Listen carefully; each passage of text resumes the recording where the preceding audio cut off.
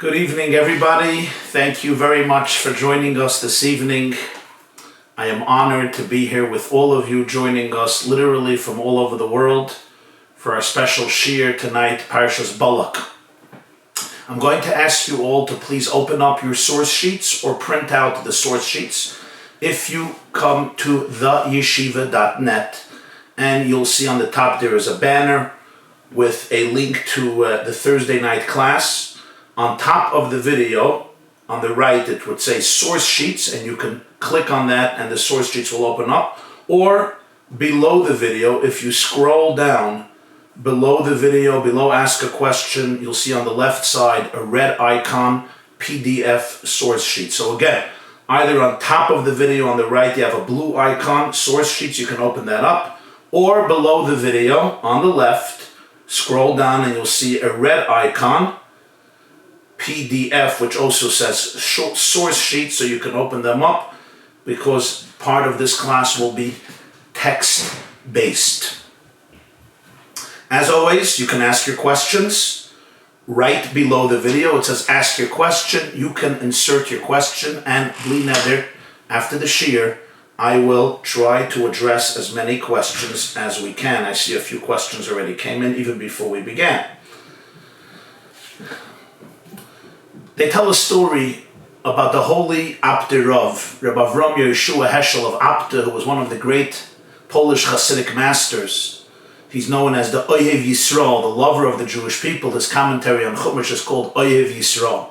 And the story goes that once the Abder Rav, Rabbi YY Jacobson of Abder, was sitting at a Mesibi, was sitting at a gathering, and he commented and he said that every single Parsha, every single Sedra in the whole Torah, its central theme is Avas Yisrael, to love your fellow Jew.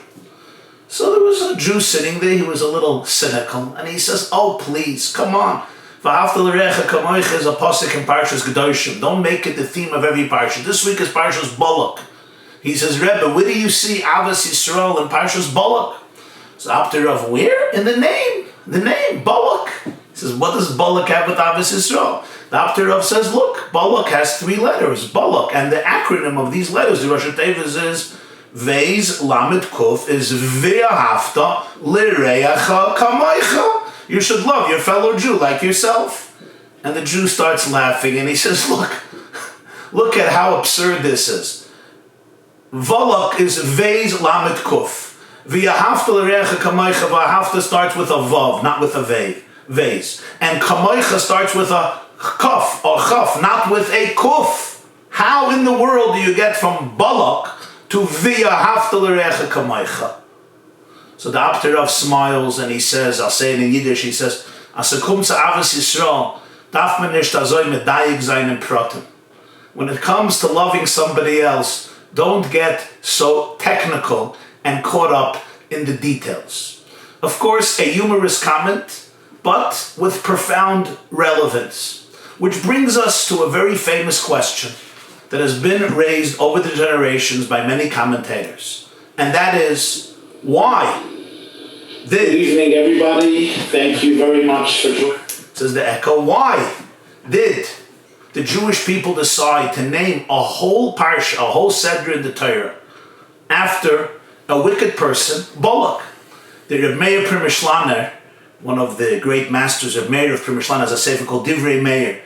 And over there he tells a story, a whole story. I'm not going to get into the whole story there, you could look it up, but he says over there an insight, and he says, you know why they named the Parsha after Balak? He says, well, Balak is given a erlich goy, because Balak was a straightforward, forthcoming, honest non-Jew. In what sense? He says, Rashbi says, halachi b'yadua she'esav soina leYaakov. The halacha is that Esav loathes and despises Yaakov, and therefore Balak followed the halacha, and given a erlicher, he followed the rule of law, and that's why he gets a name. It's a very interesting and humorous comment, but one really has to understand the question, and has to understand why this happened. And if you look at the first, in the opening of your source sheets, if you open your source sheet, take a look at the first source. The first source is a Gemara in Yuma. The Gemara says in Yuma Daf Lamed Ches Amud Beis, Yuma 38b, Mai v'shem Rishayim Yirkov. There's a pasuk in Mishlei in Proverbs chapter 10. Zecher tzadikim levracha v'shem Yishayim Yirkov. the memory of the righteous to a blessing, and the name of the wicked should be decomposed. Amar Rebbe Lazar rakvivus tala b'shmoisam d'lei maskinan b'shmayu. There should be a decomposition in the name of the wicked, d'lei maskinan b'shmayu, that you do not mention the name. Says Rashi, lo yikra adam libnoi shem adam Rasha. Do not give your child the name of a Rasha, of a wicked human being. This is the meaning of Rishem, Rishayim Yirkov, the name of the wicked, let it be decomposed. Here, the Jewish custom, Minig Yisrael, and Minig Yisrael, as Tosfos says, in Menach is Minig Yisrael Torah, the tradition of the Jewish people is Torah. And it's not just a Minig. In Gemara Brachas, the Gemara calls this Parsha, Parshas Balak, the portion of Balak. Why is it that they decided not only to give one person the name of a Rasha, but a whole Parsha in Torah immortalizes the name, the legacy, the presence, the memory of Balak for eternity? Frankly, if not for Parshas Balak, who would have even known the man existed? He would have entered into the dustbin of history like thousands and thousands of other tyrants, monarchs, dictators of all forms and all sorts, of tiny tribes and large tribes, and even of great empires and civilizations. Maybe if he would be lucky, it would be an entry of him on Wikipedia.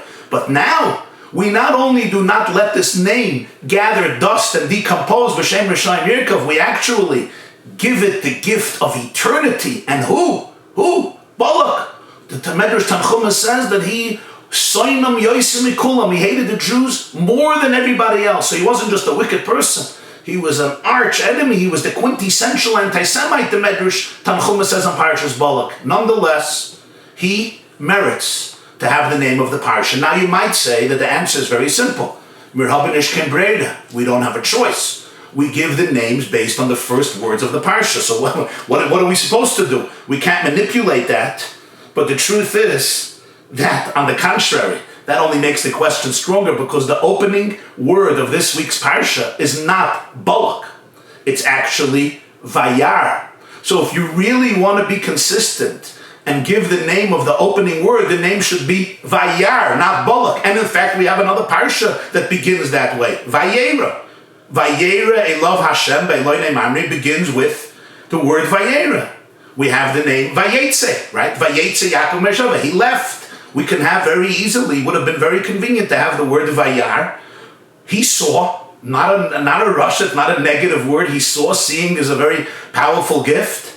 But rather, we skip the first word and we go to the second word, which is Balak. And in that, it seems, we violate that injunction of our sages, of Shem Rishayim Yirkov, not to immortalize the name of a Rasha, of a wicked person. Which brings us also to a second question, and that is, it's discussed in many Svarim that in Lashon Kodesh in Hebrew, a name is not just random.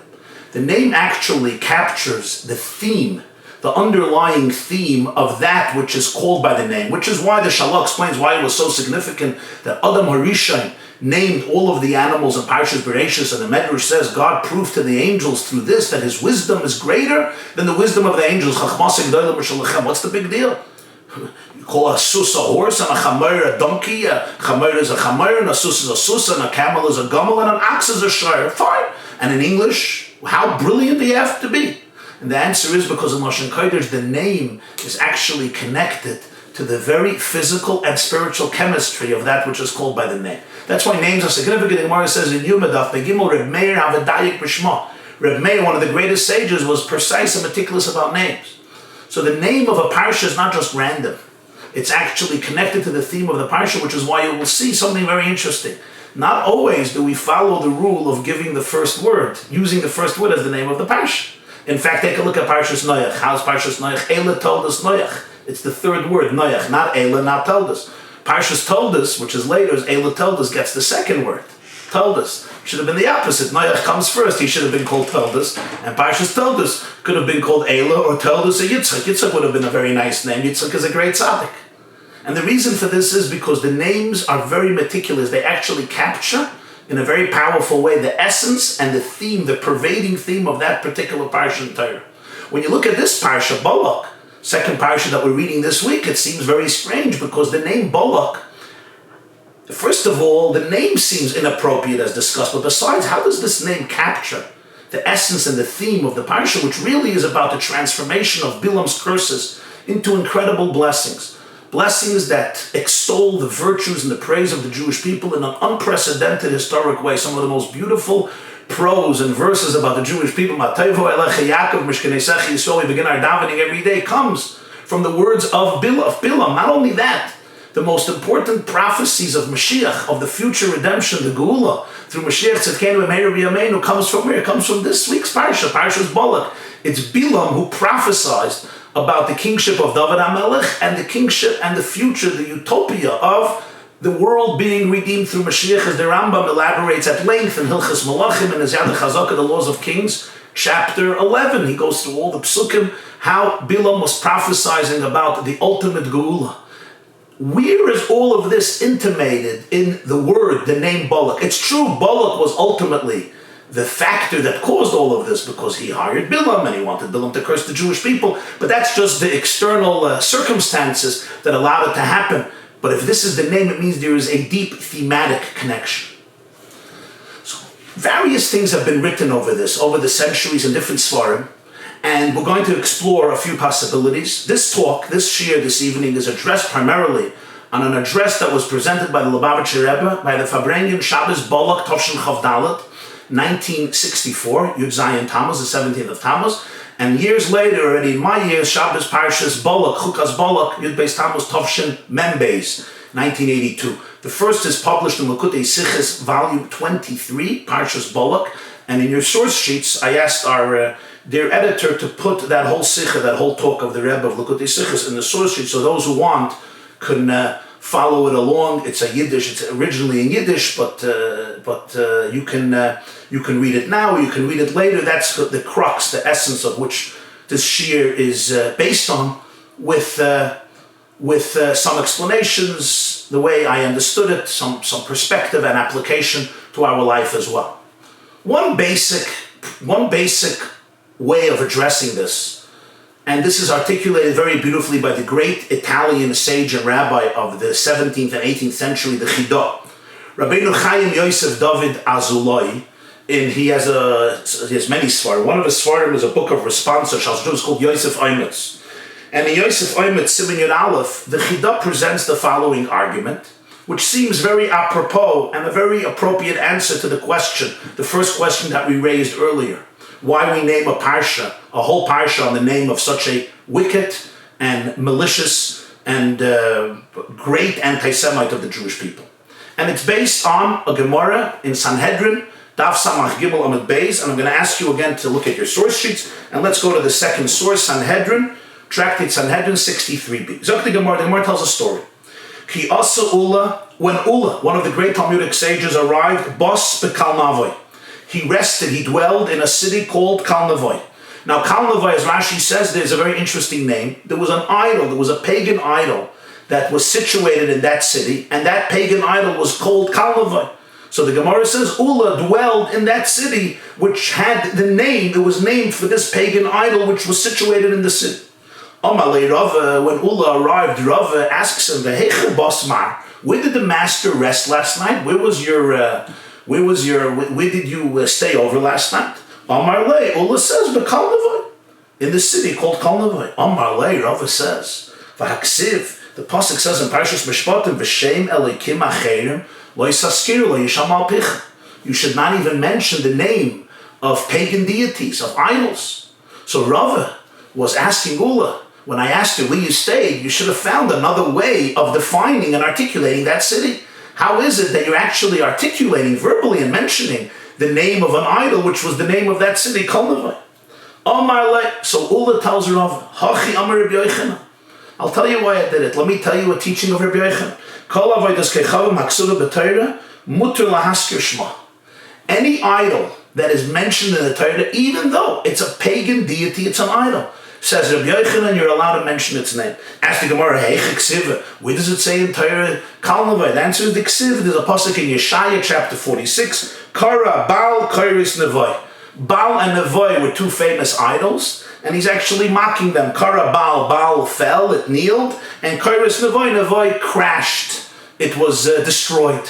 Kal Navoi was named after the Navoi, And it's a verse in the Tanakh, in Yeshaya, and Rabbi Yochanan told us, if it's an idol that's mentioned in the Torah, you're allowed to mention the name. If this is the case, the Chidah applies us to this situation as well. If it's a Rasha that's not mentioned in the Torah, okay, so you can't call your child by that name, and you shouldn't immortalize that name. Fine. But since this is a name that says in the Torah, even if it wouldn't be the name of the Parsha, but you would have the name Balak in the Torah, so the Chidah applies this Gemara in Sanhedrin from Ula also to the name of a wicked person. If it's the name that's mentioned in Torah, fine. Now the prohibition is gone, and therefore we can name the Parsha with Balak, with the name of Balak. Granted, very interesting answer. However, it still begs for an explanation, because this is only a reason why it may not be forbidden. But still, we all know the Gemara says in Psachim, Psachim page 3, a person should always try to communicate in refined language. So even if you're going to find a reason, a het, that it's not forbidden to call a person or a parsha or a city or whatever it is a name of a Rasha that's written in Torah, but it still doesn't give us a positive reason why should we do it. Why should we, when we could choose the first word of the Parsha, Vayar, which would have been a wonderful word, we precisely choose the word Balak, and as the Gemara says in Brachas Yud Beis, Parshas Balak. But the truth is, the question becomes much stronger. And here I want to read with you a pasuk in Parshas B'Shalach and the commentary of the Balei HaTosfos. Says the pasuk, take a look in your source sheet, B'Shalach Perik Yudalet pasuk Gimel.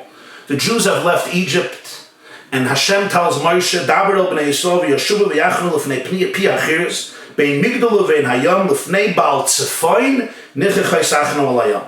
Speak to the children of Israel, let them return and dwell in front of a place called Pi Achiris, between Migdal and the sea, l'fnei Baal Tzefoin, in the presence of Baal Tzefoin. Baal Tzefoin was known in the Tanakh as an ancient pagan idol. It was a form of worship of idolatry. Say the Balei HaTosfos, Das Kenim Balei HaTosfos, Hadar Kenim Balei HaTosfos. On that passage, take a look in the next source. Tamalor Rav Rabbi Yehuda, Ha'eich, Amalor Sheyachim Alayam Lefnei Baal Tzvain, V'amrinan Asur La'adam Leimer La'chaveiroi, Hamtein Li B'tzad Avodah Zarah Ploinis. How can the Rebbeinu Shalom tell Moshe Rabbeinu to tell the Jewish people and give them a landmark? I want you to rest by the sea in front of the Baal Tzefoin. We have a halacha. You're not allowed to tell your friend, wait for me at the corner of that street near that great pagan ashram, near that Avodah Zarah. You're not allowed to use it as a landmark, as a reference point to which to identify your location or your future location. This is a Gemara clearly in Sanhedrin, Samach Gimel. In fact, it's the previous source, Sanhedrin Samach Gimel Amud Beis, the Tanya, V'sheim alikim acherim lo yasaskiru shelo yomer adam lachaveru shmar li b'tzad avodas gechavim ploinus. When the pasuk says you should not mention the name of an alien god of a pagan deity, it means do not tell your friend, wait for me near this avodah zarah. You can give the name of a Starbucks, you can give the name of a restaurant, you can give the name of a pizza shop, you can give another landmark, of course the name of the street. Do not say, wait for me by Tzad Avodah Zarah, which is a way of giving it prominence and giving it some chashiva, some significance. Asks Tosfos a gewaldige question. The Rebbeinu Shalom uses Baal Tzefoin as a landmark. How does this happen? How can he do it? That's the question of Tosfos. Interesting question. It needs explanation. It's interesting. In Hadar Skein and Balei HaTosfos, he has no answer. He finishes off his commentary with Tzarechiyim. It's a good question. How does Hashem use the landmark of an Avodah Zarah Lefnei Baal Tzvain? But in Das Kenim, he adds an answer, actually two answers. His first answer is Velimir. It seems to me that Dafka La'adam Aval HaKadosh Baruch Hu. The prohibition of using Avodah Zarah as a landmark is only applicable to a human being, not to God. That's what Tosfos says. We're going to address the answer in a moment, but before we get to the answer of Tosfos, let's discuss the question of Tosfos. Comes the Ur Sameach, the great Ur Sameach, Rabbeinu Meir Simcha Kohen of Dvinsk, one of the greatest Lithuanian sages of the previous generation. He passed away, I think, Pevov, 1926 or 1927, the author of the commentary Ur Sameach on the Rambam's Mishnah Torah, the author of Meshech Chochmah on Chumash. And the Ur Sameach asks a gewaldige question on the Daskeinu Balei HaTois. By the way, the same question is asked by another contemporary of his, Rabbi Yerucham Fischel Perla, the great Gaon of Warsaw, in his Haggayos, in his footnotes on the Balei HaTois, was published in some of the Chumashim Mikros Gdolos. Let's take a look at our Samech. Next source, Rambam Hilchos Avodah Zarah Perek Hey. Says the Rambam, Hanoide b'Shem Avodah Zarah v'Nishba B'Loik. If somebody makes a vow, employing the name of an idol to make the vow, I make a vow in the name of this deity, or he swears by it. I swear by the name of this God, quote unquote. Like this is an absolute negative prohibition. There's a penalty of lashes. Shenemar v'shem elakim acherim lo yisaskiru. That same pasuk in Parshas Mishpatim. Do not mention the name of alien deities. Even if you're not swearing in its name, even if you're just mentioning it, you're talking about it, says the Rambam, it's forbidden. The pasuk says, don't make mention of pagan deities. Do not tell your friend, wait for me at the side of this idol. And similar expressions. Says the Rambam,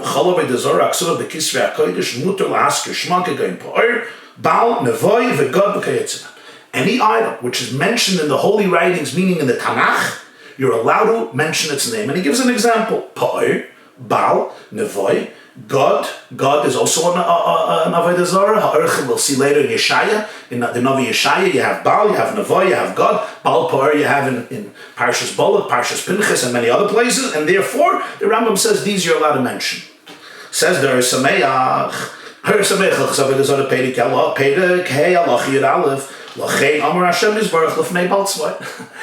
why Hashem said, stop in front of the idol called Baltzvain. Even though you're not allowed to tell somebody, wait for me, and use the idol as a landmark, the Kosov B'Torah mutar lahaskir. If it's written in the Torah, you're allowed to mention it. Take a look at the commentary of Tosfos Daskeinu Balei HaTois on Chumash. Utmuyim, his comment is very perplexing, says there Samech. I don't understand what his problem is. He's saying why Hashem uses Baal Tzefoin as a landmark. I'll tell you why. Because Baal Tzefoin is Avodah Zarah that says in the Torah. Where the Rambam tells us clearly we're allowed to mention an Avodah Zarah that says in the Torah. It's a Gemara in Sanhedrin. Ula said, I stayed in Kalnavai because it's an Avodah Zarah that says in Torah. I have no problem. So what is the Daskeinu Balei HaTois making an issue? That's the question of the Samech. However, when we reflect on it, it's obvious that the Daskeinu Balei HaTois knew the Gemara in Sanhedrin Samach Gimel Amud Beis, that you're allowed to mention an Avodah Zarah that's written in the Torah. And if you don't really need proof of this, but if you want proof of this, it's very obvious. The same Gemara, it's exactly a few lines apart, 2 lines apart. The same Gemara that says that you're not allowed to use Avodah Zarah as a landmark, in that very same Amid, the very same page of the Gemara right afterwards, it says, Rabbi Yochanan said, that you're allowed to mention Avodah Zarah that's written in the Torah. So the same Gemara that the Daskeinu Balei HaTois uses as a source for his question, how can Hashem use Baal Tzvain as a landmark? That very same Gemara gives you the answer. HaPesha Asa, HaPesha Hitir. You're asking me a question from a Gemara in Sanhedrin. That very same Gemara answers the question. Because it's an Avodah Zarah that's written in Torah. This is Dar Samech's question. What was the question of the Balei HaTois? But the truth is, when you reflect on it, we can understand the question of the Balei HaTois. The Balei HaTois understood that you're allowed to mention an Avodah Zarah that's written in the Torah if you're simply mentioning the name. An example would be Ula. Rava said, where did you sleep last night? So he said in a place called Kolnava, even though it's the name of an idol. But when you're telling somebody to wait for you near this place, it means you're using it as a landmark.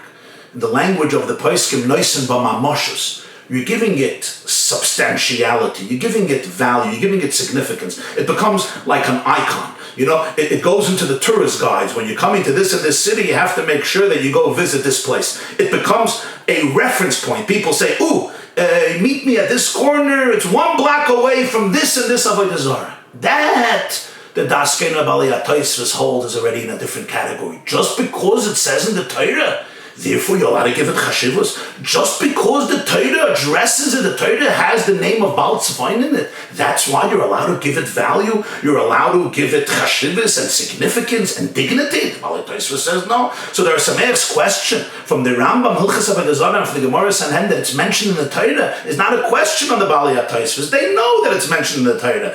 Mentioned in the Torah means I'm allowed to mention it. If it's not mentioned in the Torah, I'm not even to mention it. If it's mentioned in the Torah, just like I read the Torah, I'm allowed to say the words. I don't have to skip the words. So you're allowed to mention it. But it doesn't give me a right to give it special chashivus, special dignity. Hence, the question of the Balei Tosfos, how can the Ribono Shel Olam use the idolatry of Baal Tzvain not only as mentioning the word, but also as a significant landmark so the Jewish people should know where they have to dwell. Let me take some questions and then we'll move on.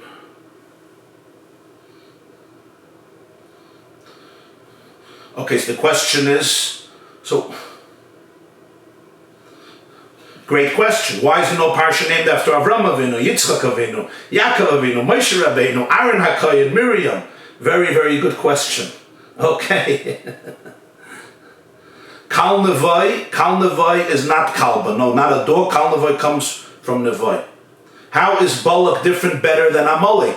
Very good question. There's no Parsha named Amalek. There's a Siman of Basra, Amalek, famous question of the Yavitz, but it's not for now. So you want to know what was the Sameach's question? Well, the Sameach's question was he didn't understand how the Balei Tosfos can ask such a question based on the Rambam.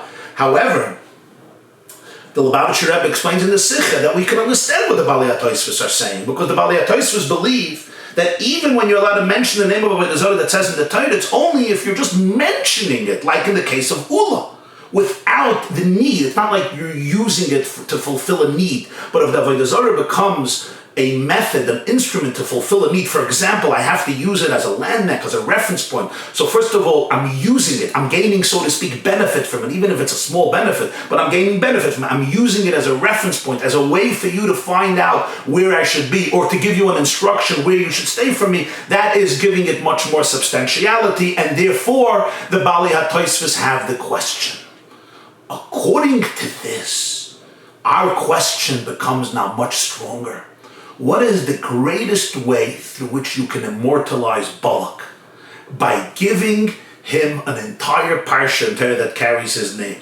Not only are you giving him value, you're giving him incredible dignity and incredible significance. In fact, his name is becoming eternal. Every Jew you speak to this week, which Parsha are we learning? Parsha's Balak, Balak, Balak, Balak. It's taka a name that says in the Torah, but according to the Balei Tosfos, what do we see? Even a name that says in the Torah, you can mention it. I have no problem with mentioning Balak. I have no problem with mentioning Baal Tzvain. But benefiting from it or giving it chashivas, immortalizing it by giving a whole parsha its name, together with every other parsha in the Torah, this seems, according to the Balei Tosfos, very difficult, very perplexing, and yet this is what we do with Parshas Balak.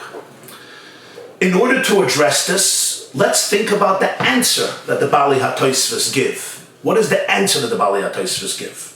And the answer that they give is, as we just mentioned, the problem is only for a person, but not for Hashem. But why? Isn't Hashem bound, so to speak, by the mitzvahs that he gives us? The Medrash Rabbah famously says on the pasuk, Magid dvarav liYaakov chukav mishpatav liYisrael. Dvarav chukav mishpatav mashahu mitzav lacherim lasasu oisa. The Ribono Shel Olam fulfills all of the mitzvahs that he tells the Jewish people to do. If this is the case, what is the answer of the Balei Tosfos? We're not allowed to do it, but Hashem is allowed to do it. But he's bound by our mitzvahs as well. And this is something that Chazal say numerous times. Mashahu oisa oimer liYisrael lasos. So we have to say that the meaning of the words of the Balei Tosfos is not that Hashem is exempt from all the mitzvahs. If this is a mitzvah that he gives to the Jewish people, he is bound by it as well, so to speak. It's his mitzvahs. It's his ratzon. That's what the Gemara says in Brachas. What does it say in Hashem's tefillin? When Hashem has tefillin, the concept is that every mitzvah Hashem gives us is also a mitzvah that he is committed to, in one form or another. In fact, there's a whole medrash, a famous medrash, I think in Parshas Balak, to Nesrufus asked Rabbi Akiva, how can Hashem make it rain on Shabbos? It's violating one of the labors on Shabbos. How can Hashem promote growth of vegetation on Shabbos? How can Hashem carry on Shabbos things fly from private domain to a public domain? And Rabbi Akiva gave him a whole answer. Rabbi Akiva gave him an explanation. And yet here the Balei HaTosfos say that God is exempt from this issue. What is the meaning of this? So you have to say that what they mean is that the reason of this prohibition doesn't apply to God. The very foundation and premise of what constitutes this prohibition doesn't apply to Hashem. Why not? And the answer to this is both simple and profound. And that is, what is Avodah Zarah? What is the problem of mentioning Avodah Zarah, talking about Avodah Zarah, swearing in the name of Avodah Zarah, using it as a landmark, gaining benefit from it, giving it significance? What's the issue? The issue is that it's fake, it's false, it's fake, it's substitute. It becomes a substitute for real, authentic reality. If I could use psychological terms, like an addiction. You have a void, you're looking to fill that void, but how are you feeling it? You're filling it through something destructive, through something fake. That's at the most basic level. And then there are, of course, there's much more to say about this. So therefore the Torah says, I don't want you to speak about it. I want you to speak a reality that is a lie. When you say Avodah Zarah, you're saying a lie. Certainly to swear in its name, certainly to use it as a landmark, to benefit from it, to gain something from it, to give it significance. That all exists in the perception of a world, when you're living in a world where there can be a perception of falsehood.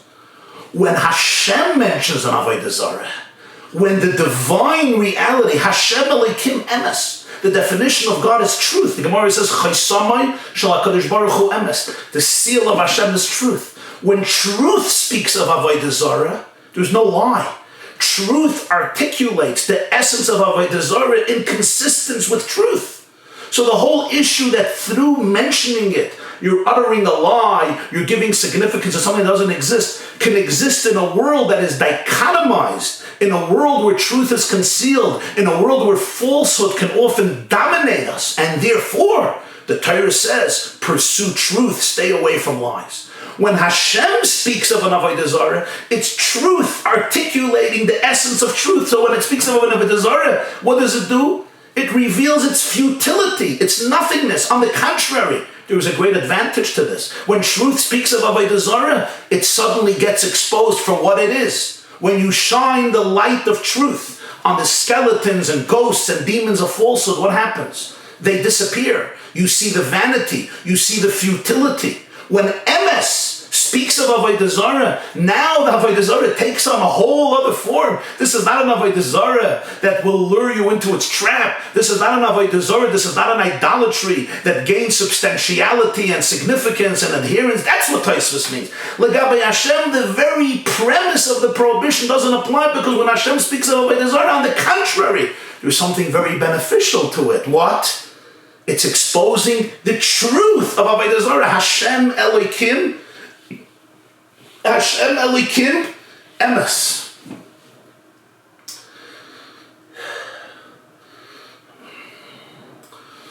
Which would explain, of course, a very interesting question. Let's go back to that story of Ula.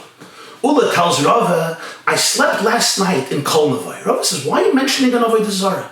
He says, Rabbi Yochanan said that you're allowed to mention an Avodah Zarah that's written in Torah, therefore I could say that I slept in Kol Nevoy. Zolzain.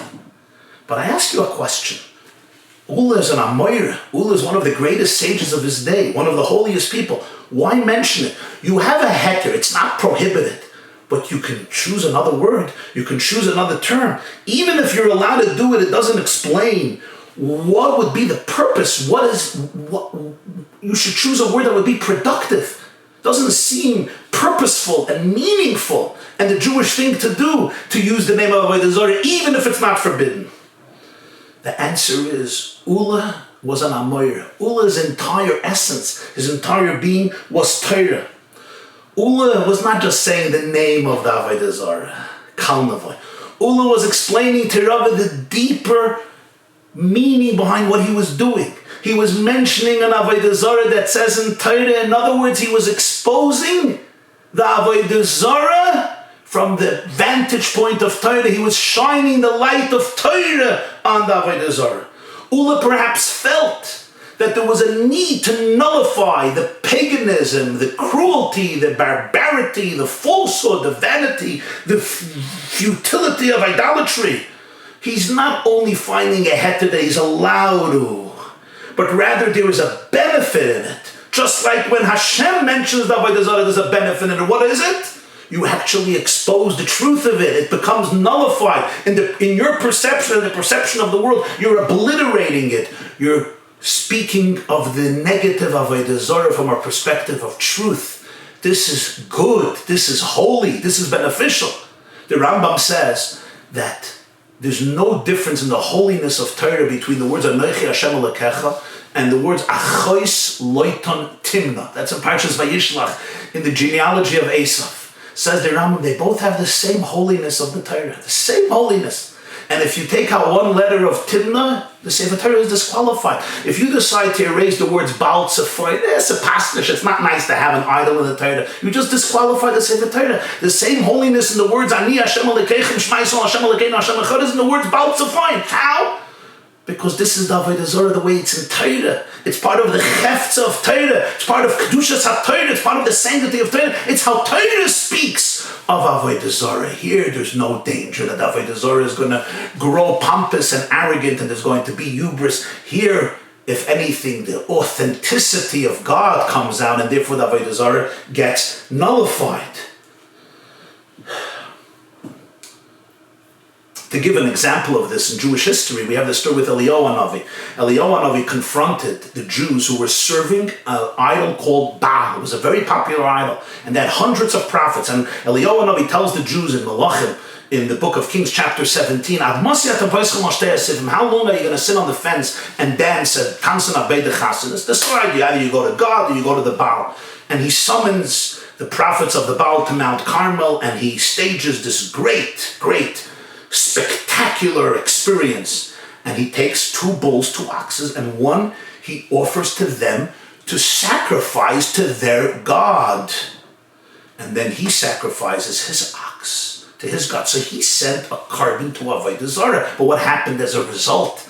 He wasn't worshipping Avodah Zarah. On the contrary, he wanted to show the futility, the meaninglessness of it, because all day they were trying to create a fire from their pagan god to burn the meat, the flesh of this ox, and it was futile. And then a fire consumed his ox, and the whole nation screamed, Hashem hu Elokim, Hashem hu Elokim. In other words, this Avodah Zarah that Eliyahu Hanavi accommodated was just a prerequisite in order to nullify it, to obliterate it. In fact, there's something very interesting that could be explained now with this, and I ask you to go to the next source in your source sheets.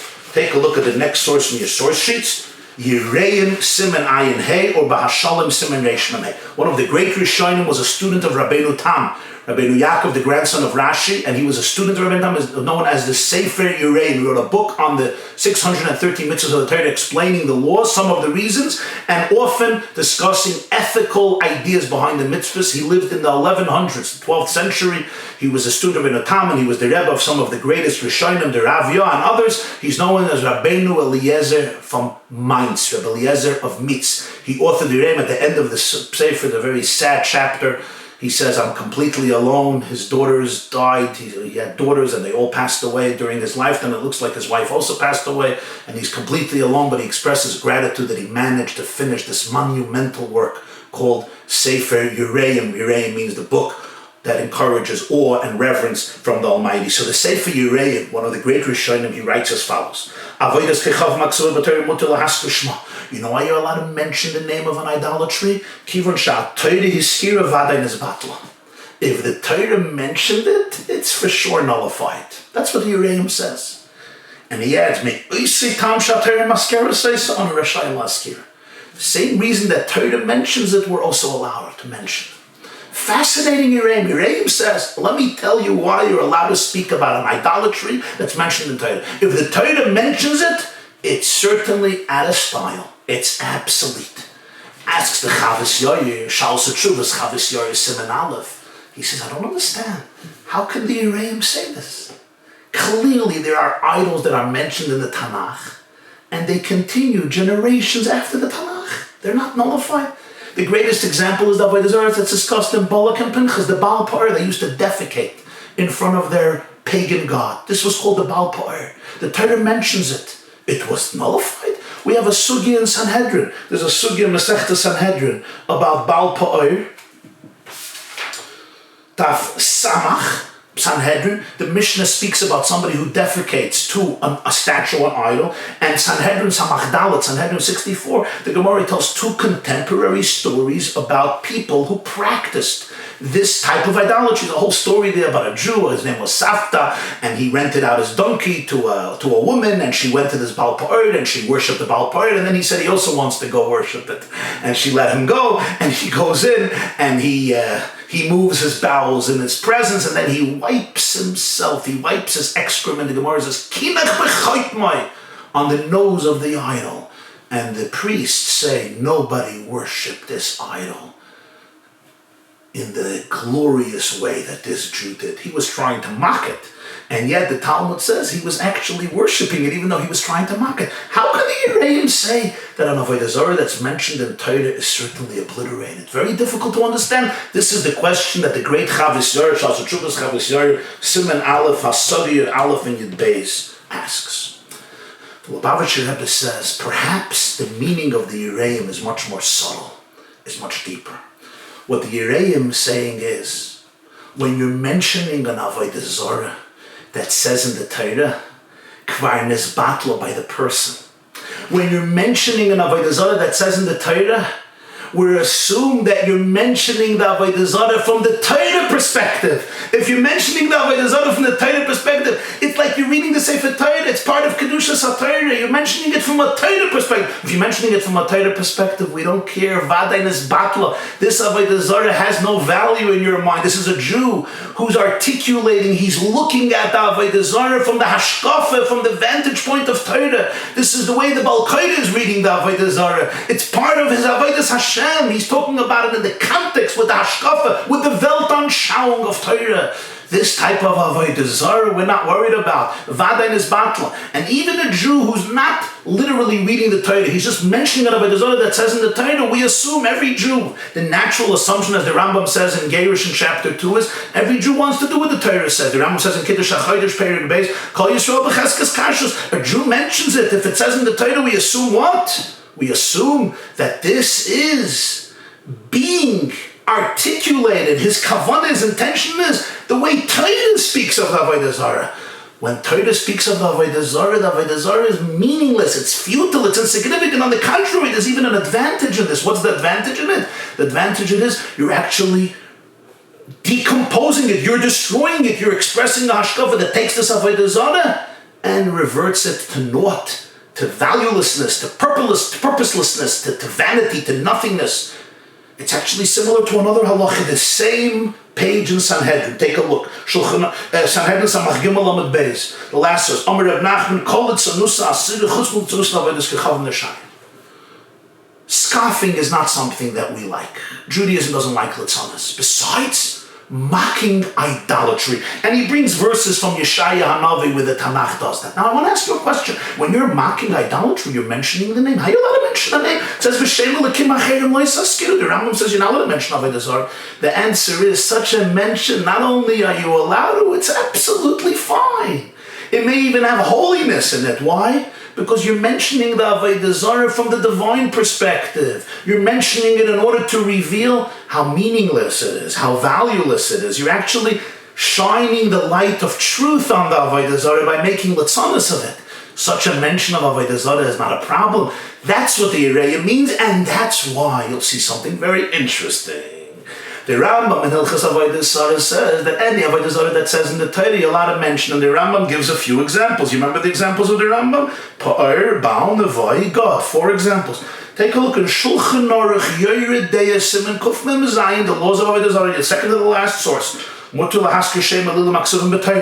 allowed to mention the name of the idols that are written in Torah. Kemoi, Kara Baal, Karis Nevoya, Archim Lagat Shulchan. The Shulchan Aruch does not only mention the names, the Shulchan Aruch mentions the full pasuk. Why? This is true in Torah, and it's also true in Shulchan Aruch. You know why? Because the Shulchan Aruch is teaching you that the reason you're allowed to mention the names of the Avodah Zarah is because you're mentioning them in a way, in the same way that they are written in the Torah. That's why he doesn't only say their name. He reads out the whole pasuk. Or to quote the words of the Yereim, the same reason that the Torah mentions it, to bring out how false it is, you're also allowed to mention it. Just like you're allowed to mock the Avodah Zarah. And therefore, the Das Kenim becomes very clear. If I mention an Avodah Zarah that says in Torah, but I use it as a landmark, this is a problem. The Samech's question goes away.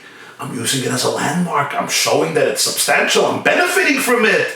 Not good, says the Das Kenim. But when Hashem says Lifnei Bal Tzvoin, it's not an issue. Even if Hashem is using it as a landmark, the reason he used it as a landmark, as Rashi says, is there just to be able to deceive the Egyptians that the Baal Tzvoin is still substantial because it was not destroyed, which would cause them to pursue the Jewish people, which would ultimately bring out how futile the idolatry of Baal Pa'or is.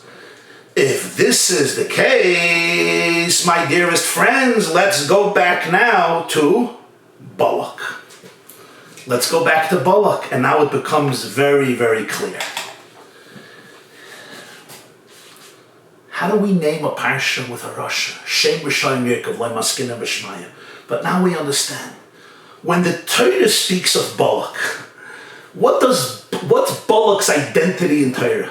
Balak's identity in Torah is somebody who tries to curse the Jewish people, destroy the Jewish people, and ultimately what happens? His curses become transformed into blessings. So nobody's going to say that when the Torah mentions Balak, it gives Balak significance. The Torah shines the light of truth on Balak. We see who Balak is. When Torah speaks about Balak, it brings out how Balak became and is decomposed, how Balak is futile. It brings out Balak's evil and Balak's lack of success and Balak destroying himself when he tries to destroy God's people. When we call the name of the Parsha with the name Balak, when we say Parshas Balak, what is our meaning? When Jews use this name as a Parsha of Torah, we're talking about the Balak who's part of Torah, the Balak who's subsumed in the Torah, the Balak who is being experienced from the Welt Anschauen, from the perspective of Torah. This is not a Zecher Tzadikim Levracha. This is not immortalizing his legacy for eternity, where Balak becomes this beacon of inspiration and glory in the hall of the fame of the Jewish people. No. When we call Parshas Balak, it's Parshas Balak. It's the Balak that's written in Torah. The Balak is written in Torah. His true colors come out. What are his true colors? That he was full of hate and full of negativity and full of toxicity and ultimately unsuccessful. What he tried to do did not work, and therefore his memory actually becomes decomposed through this name. You can ask the same question about Amalek. Somebody said, remember what Amalek did. Remember, aren't you supposed to blot out the memory of Amalek? Don't worry about it. When we read Parsha Zachar, what Amalek are we remembering? We're not remembering Amalek, the saint we want to immortalize. We're remembering Amalek to bring out how forever we're going to fight the hatred of Amalek. We're never not going to allow the Amalek outside and inside ever to lift a finger against the Jewish people. That's the Amalek we're remembering. We're remembering Amalek to bring out the destructiveness of Amalek, the evil of Amalek, the horrible hatred of Amalek to the Jewish people. That memory is not called remembering Amalek by immortalizing him. You're remembering him in order to blot him out. This is the Parshas Balak in Chumash. There's an expression, Eila told us, Yitzchak says Rasha, Yaakov ve'Esav ha'amurim beParsha. Yaakov and Esav, who are said in the Parsha. So there's a famous word. There's Esav in the world, and there's Esav how he's part of the Parsha. The Balak that we're talking about is not the Balak, the king of Moav, who has his own statue that we're trying to celebrate and glorify. Our Balak is the Parshas Balak. It's the Balak who Torah speaks about. It's Balak. The word Balak in Torah is part of Kedushas HaTorah. It's part of the holiness of Torah, because just like Torah brings out the positivity in God's world, Torah also reveals the negativity in God's world. That's part of the holiness of Torah. It goes even one step deeper. What happens from Balak as a result of Balak? Balak wants to curse the Jewish people, and yet because of his attempt to curse them, and those curses are transformed into blessings, Balak indirectly brings upon the Jewish people the greatest revelation of blessings, including the prophecies of Mashiach. In other words, when Torah speaks of Balak, what do we see in Balak? Torah is divine. Why does God allow a Balak to come in to the world, to come into our lives? Only because Balak becomes an instrument and a catalyst and a springboard for transformation, for the transformation of darkness into light. That is what Balak ultimately achieved. So when Torah speaks of Balak, we look at Balak ha'amr b'Parsha. What is the identity of Balak from a Torah perspective? The externality of Balak is false and negative. The ultimate purpose of why God allows Balak, why Torah allows for Balak to exist is why? Is because Balak is here ultimately to cause a transformation. That from the curses that he tries to hire Bilam to curse the Jewish people, they actually become blessed. So what do we see by Balak? It's not just that his evil schemes got nullified. Furthermore, by hiring Bilam, the Jewish people actually got blessed in an amazing way. So Balak ultimately became the greatest helper for the Jewish people. So when we call Balak Parshas Balak, which Balak is it? It's the Balak the way Torah sees Balak. How does Torah see Balak? Ultimately only as the springboard who brought the greatest blessings to the Jewish people. That is the Balak that Torah articulates. The Torah sees a Torah Balak. What's Balak from God's perspective? If there's any substance in him, it's only that his evil doesn't have real substance. It's only that it can cause transformation of darkness into light. What does this mean in a person's life? And I'm going to apply it maybe through a very interesting story. A cute story. It's an anecdote, it's a mashal, but I think it really brings it home. It's about a water carrier who would schlep every day, go to the river, and he had this pole that was on his back with 2 buckets suspended from the pole. He would fill up the buckets and deliver it to this woman who would get water every single day. The issue was one bucket was complete and the other bucket had cracks. So by the time he would come home to the person who would pay for the water, one of the buckets was filled with water. The other bucket was half empty because of the cracks in the bucket. As God opens the mouth of the bucket starts crying and tells the water carrier, I feel so ashamed of myself. I'm so embarrassed. I'm so deceptive. I'm such a crook. I look at my neighbor, the other bucket, geschmack, so perfect, so beautiful. And I look at myself, flawed, broken, devastated, shattered, full of holes, full of cracks. I could never get anything straight in my life. I even bring water to this woman, this gracious woman, and I can't even get it straight. The next day, the water carrier turns to this cracked bucket and says, today when we come home from the river and we go up the mountain to this woman's to this lady's house, I'm going to ask you to look what is beneath you, what is below you. And the next day the bucket takes a look and sees that there's a row of beautiful flowers, lilies and roses planted in the entire path from the river to the home, only in the path where this bucket, not the other bucket, passed. And the water carrier smiles and says, when I purchased you, I knew about your flaw. And therefore I planted these beautiful roses along the path. So each day when you come back home, you water these plants through your cracks. When we look at our own lives, we have the Balak inside of us. The Balak inside of us, as the Rebbe put it then, we have the forces and the voices of Balak inside of us. The forces of hatred. I may hate myself. The cracks, the flaws, my jealousy, my fears, my insecurity, my trauma, my skeletons, my ghost, my demons. Those forces in me that are negative, and their objective is actually to curse the Jew inside of me. And I look at that. I look at this Balak, and it's really a curse. And I look at this bucket in my life. It's filled with cracks. And then I give Balak such dignity. I give him the name of my life, the Parshas Balak. But a tale of 2 Balaks. Sometimes Balak is a holy name. When you divorce Balak from Torah, loy maskinan b'shma, you should not be using the name of Balak and immortalizing his name. But when Balak is part of Torah, when you realize that Balak is an essential part of your avodas Hashem, now not only is it not negative, on the contrary, it becomes part of the holiness of Torah, it becomes part of the path of Torah. I have cracks in my life. I have negative energy in my life.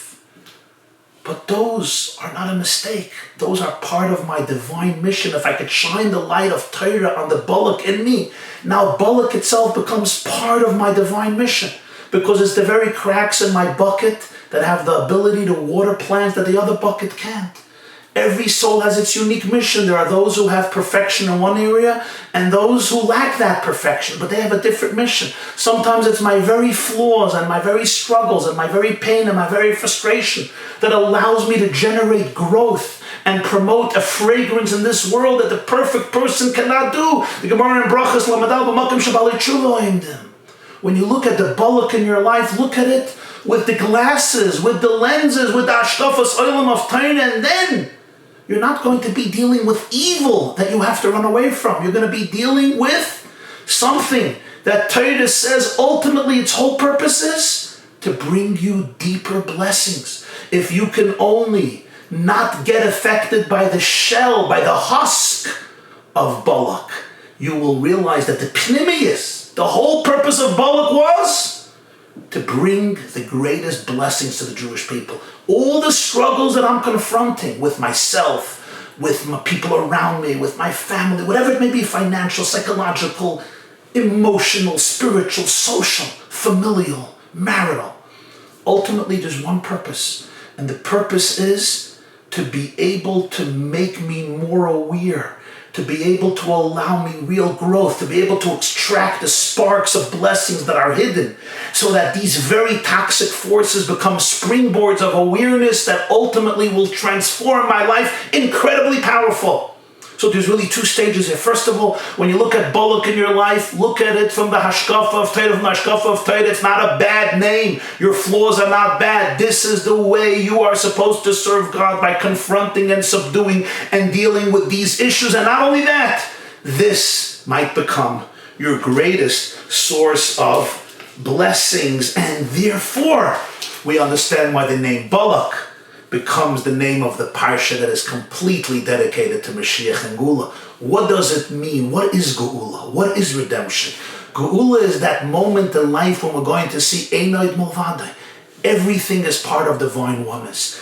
Everything is part of harmonious infinity. Every force in my life, every voice, every encounter, every experience, everything I'm dealing with is all part of divine oneness. I have to be able to pierce through the outer klipa, the outer shell, and excavate and bring out the powerful blessings that lay hidden and embedded there. And therefore there's no better name for the prophecies of the Geula and Mashiach than the name Balak, when the whole idea of Geula, as the Rambam says in Melachim Yud Aleph, is the transformation of the world. L'saken olam b'malchus shin daled yud v'amdu zorim v'rod soinam v'hoyim malachim oim nayich v'sorei seyam and nikoi sayich. When every element of the world, individually, collectively, every plant and every shrub and every bush, every insect, reptile, fish and star, every human being, as the Rambam says,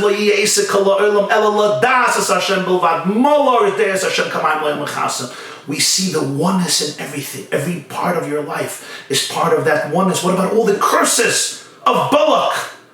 Ooh, when you could look at it from the Torah perspective, you don't see curses. What you see here is the prerequisite, the beginning of a new redemption, of a new awareness, of a new power that helps you liberate yourself. Don't get scared of any voice inside of you. Don't be afraid of any emotion inside of you.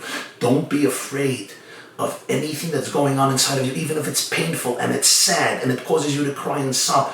Don't be afraid of it, because underlying it, it's all part of your journey towards redemption.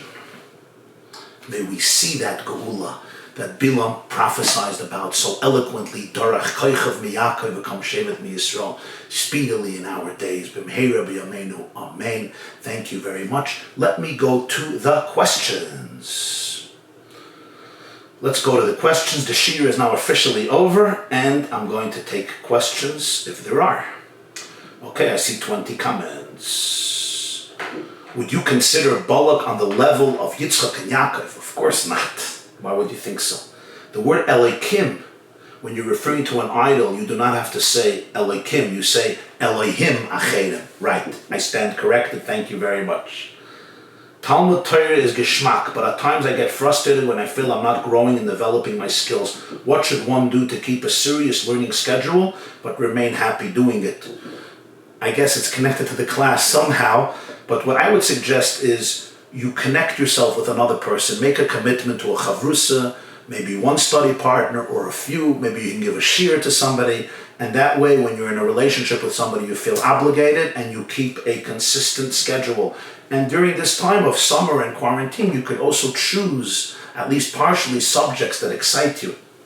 This could be the explanation why Chukas and Balak come together. The Baal HaTanya in Likkutei Parshas Chukas says that Vayas Moshe Nechash HaNechoshes.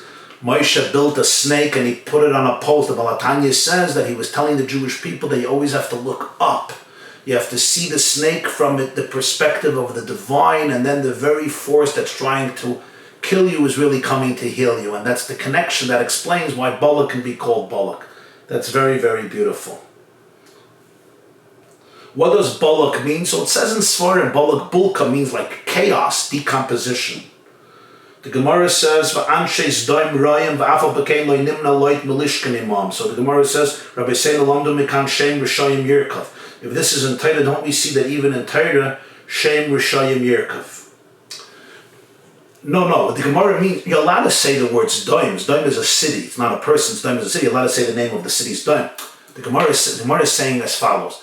When the pasuk mentions Daim, the pasuk afterwards mentions that the people of Zdaim were evil and sinners. Why is that relevant right there? The answer is because when you mention the name of a Rasha, Shem Risham Yirkav, you want to bring out it should be decomposed. That's the meaning. We don't give the place named after Avodah Zarah any chashivas, but we can tell someone, don't go down that street, it goes past a particular church with the Avodah Zarah's name. In other words, speak negatively or derogatory about Avodah Zarah. Yeah, that's what the Gemara says, that you're allowed to mock Avodah Zarah, you're allowed to destroy it verbally, and that's a halacha in Tur and Shulchan Aruch, Yoreh Deah, Siman Kuf Mem Zayin, Yoreh Deah, section 147. Can't Hashem do whatever He wants? He is bound by the same mitzvahs we are. Aren't there many examples of Hashem doing things differently than man? Well, the Balei HaTosfos are asking a question based on the premise that God is obliged by the Torah. If not, what are you asking questions on God? The answer is that the system of Torah and mitzvahs, according to Chazal, is not just a constitution for the Jewish people. Torah and mitzvahs is, so to speak, the operating manual. If you want, it's the operating program of the cosmos. That's why we say that the 248 mitzvahs correspond to the 248 limbs of the body, and the 365 negative mitzvahs to the organism, and it corresponds to the 365 days of the sun. What are these random connections? No. The structure of the cosmos is a reflection of the organism of Torah and mitzvahs, and therefore the Rebbeinu Shalom himself operates on that level. Of course, nobody is going to take him to court. He's the one who created that system. But he created a system and he defined himself by that system. In fact, the Zohar says, Ramach mitzvahs hem Ramach eivorim the Malka. The 248 positive mitzvahs are the 248 organs of the king. In other words, the tzedakah, I give tzedakah with my hand, I give charity, so that mitzvah of tzedakah, that is, so to speak, God's hand. That is, so to speak, God's arm. Because just like the limbs of your body facilitate your soul, every mitzvah facilitates the divine energy in this world. Didn't Hashem name the portions of the Torah? No. The names of the portions are not in the Torah itself. The names of the portions are part of Minhag Yisrael, Jewish tradition that were added throughout the generations. In fact, some portions we see different names. For example, the Rambam in Mishnah Torah has the names of all the portions. Sometimes he'll add an extra name to it, but those are names that were added in later generations, so they don't have the power of Torah itself, but it's a Minig Yisrael. It's part of Minig Yisrael Torah, and it was accepted by the greatest of sages and rabbis throughout all the generations, especially Balak, which already the Gemara in Maseches Brachas, I think Yud Beis, calls it Parshas Balak. Okay, let me see if there's any other questions, my dearest friends. Beautiful questions, by the way. Reb Meir Simcha of Dvinsk was from Latvia, not Lithuania. Okay, thank you very much. The question is, where was he born? Do you know where he was born? I don't remember where he was born, but thank you very much for that correction about Reb Meir Simcha HaKoyen of Dvinsk. My dearest friends, my love and blessings to all of you. Have a beautiful, beautiful evening. And I do want to tell you that tonight, 10:30 p.m., you can watch on the yeshiva.net a Hebrew class, a Hebrew shir on Parshas Balak. We're going to be learning an amazing, incredible piece of the Sfas Emes on Balak. So you could come to the yeshiva.net in a little less than an hour and watch a Hebrew class on Parshas Balak. We will, God willing, have this class once again next Thursday night, 8:30 p.m.